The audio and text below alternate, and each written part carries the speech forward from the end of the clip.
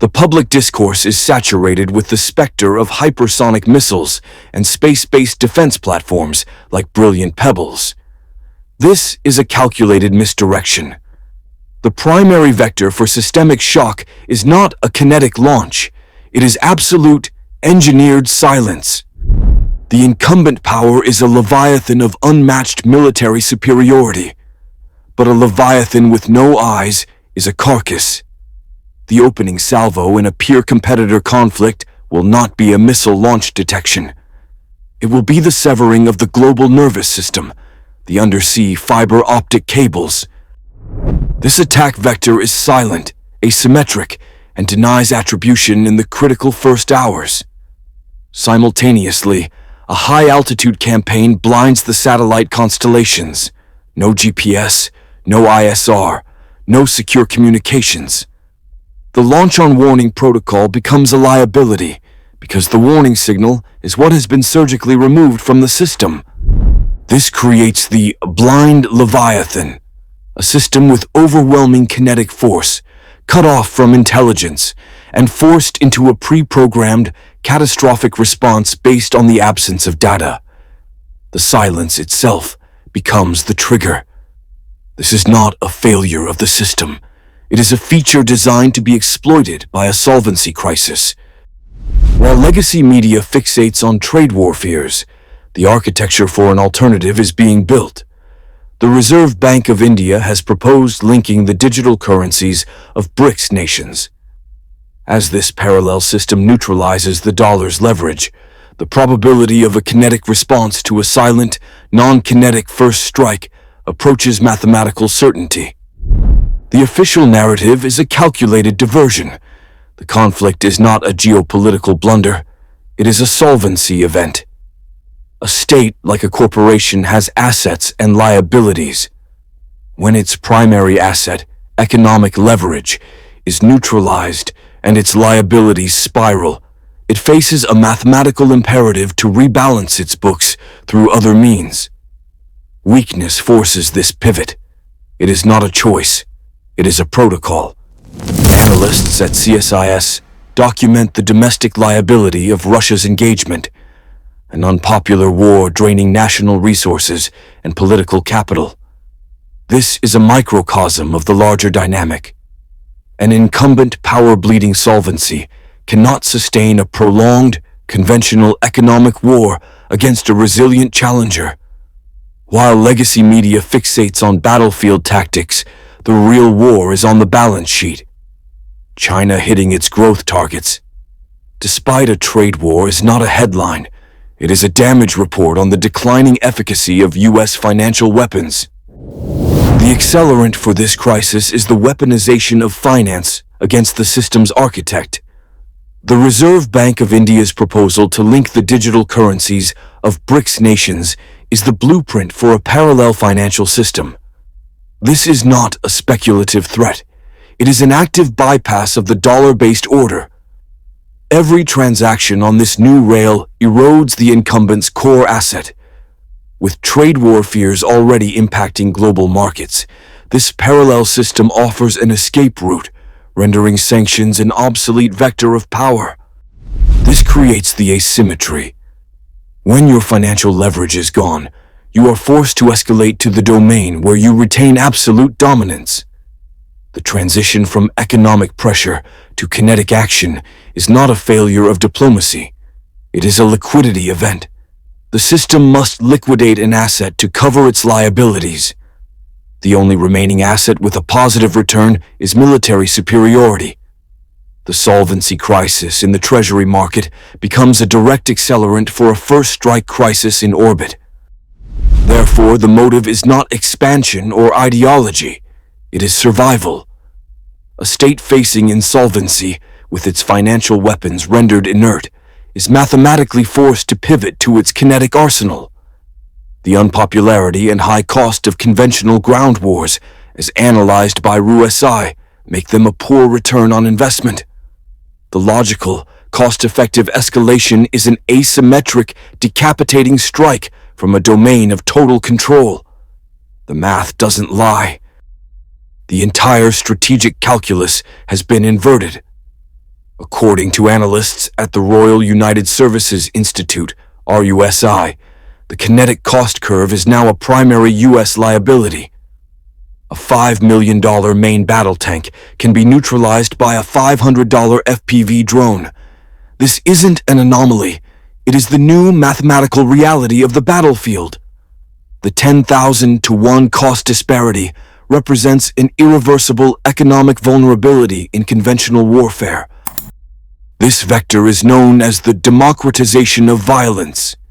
The state's monopoly on effective, high-impact force is over. Asymmetric actors can now achieve strategic effects at a fraction of the cost, turning an incumbent power's expensive legacy assets into liabilities.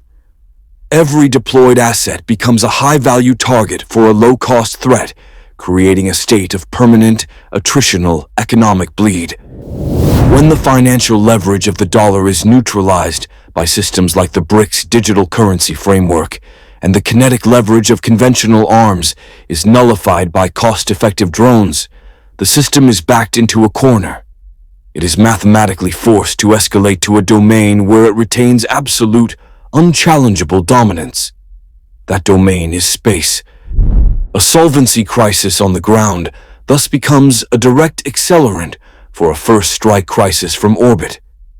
The response protocol is not a debate, it is an equation. To restore dominance, the system must pivot from the unsustainable economics of terrestrial warfare to the unilateral lethality of a space-based system like brilliant pebbles. The math doesn't lie. The battlefield is not where you think. CSIS reports identify multiple regions as proxy laboratories. Warnings regarding internal instability in nations like South Africa or Canada are not the core crisis, they are symptoms. These gray zones are staging grounds, live fire environments, for testing non-kinetic economic and social destabilization protocols. They are vectors for stress testing the incumbent system's resilience before a full-spectrum confrontation. While legacy media focuses on trade war fears and fluctuating oil futures, the real war is in the financial architecture. The proposal by the Reserve Bank of India to link BRICS digital currencies is not a headline, it is a weapon system activation. This move directly targets the US dollar's primary leverage, creating a systemic solvency liability for the incumbent power. The gray zones are where the initial damage from this financial ordinance is measured and calibrated. This creates a mathematical certainty. When these proxy laboratories signal that financial leverage is lost and containment has failed, the system is forced into a solvency crisis. The only remaining variable to restore dominance is kinetic.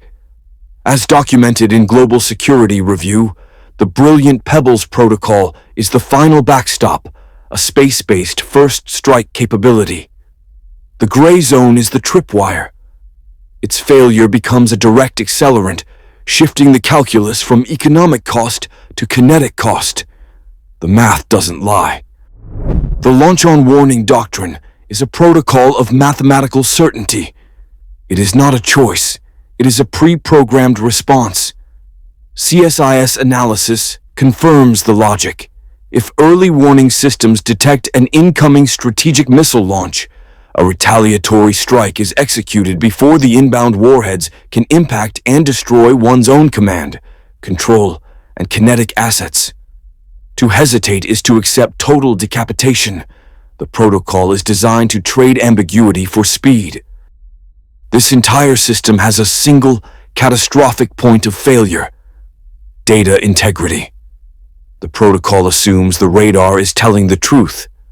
The fog of digital war, as outlined in RUSI threat assessments, is a hostile state where that truth is deliberately obscured. A sophisticated cyber attack does not need to destroy a satellite. It only needs to blind it, spoof its data, or sever its connection to the command node. In this state of induced blindness, the commander faces a solvency crisis of information. Is it a system malfunction or the prelude to a first strike? The doctrine forces the commander's hand. Out of fear of a successful decapitation strike, the only logical move is to assume the data blackout is hostile and execute the launch. Fear becomes the final variable in the launch equation. A digital ghost in the machine becomes the accelerant for a kinetic reality. The escalation vector is no longer economic. It is kinetic. The coming systemic shock will not be declared. It will manifest as an attribution impossible event, a calibration shot designed to reprice global risk and test response protocols when financial leverage has failed. The underlying mechanics are irrefutable. While analysts fixate on trade war fears, source number 3, challenger states have achieved systemic insulation. China's economy continues to meet its growth targets, source number 2, and the framework for a parallel financial system is now public. The Reserve Bank of India has openly proposed linking BRICS digital currencies, source number 4, rendering dollar-based sanctions an obsolete liability. The solvency crisis within the incumbent system thus becomes a direct accelerant for a first strike crisis. According to RUSI assessments, when economic coercion fails, the mathematical imperative is to escalate in the one domain of asymmetric advantage, kinetic military superiority. The logic of systems like brilliant pebbles, source number 1, is not defense. It is the enforcement of economic terms through launch-on-warning capability.